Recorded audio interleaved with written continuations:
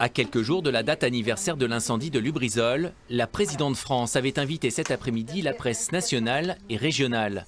Objectif, faire un bilan de ces 12 derniers mois et remettre aussi de temps à autre les points sur les i. Être ouvert et partager les informations, transmettre des données fiables, connaître la vérité sur cet incendie, ce sont des éléments essentiels pour Lubrizol, qui a subi un déferlement de critiques, pour la plupart infondées et atteignant la réputation et portant atteinte à la présomption d'innocence. Pour Isabelle Striga, les yeux rivés sur le communiqué de presse, Lubrizol a su tirer les enseignements de cette catastrophe. Le fait d'avoir dorénavant changé le lieu de stockage des produits permet selon elle d'être catégorique.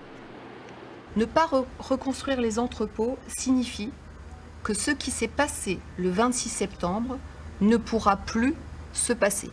Quant à la gestion de la crise, elle a été, selon elle, à la hauteur, à tous les niveaux. Nous sommes à la tête de 265 000 résultats d'analyse qui prouvent l'absence d'impact de l'incendie sur l'environnement et la santé, dont on entend finalement peu parler. Lubrizol a fait face pour soutenir les agriculteurs, les collectivités, les commerçants et les entreprises impactées par l'incendie.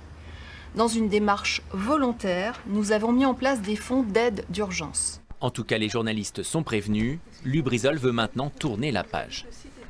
Je voulais vous dire aussi que c'était la dernière fois que, en tout cas proactivement, nous abordons la question de l'incendie du 26 septembre 2019, dans la mesure où Lubrizol, comme je le pense, tous ceux qui vivent sur ce territoire, veulent résolument et enfin se tourner vers l'avenir. Et l'avenir sur la zone récemment dépolluée, c'est la mise en place de panneaux solaires et d'espaces végétalisés pour les salariés, histoire de gommer dans l'entreprise les stigmates de la catastrophe.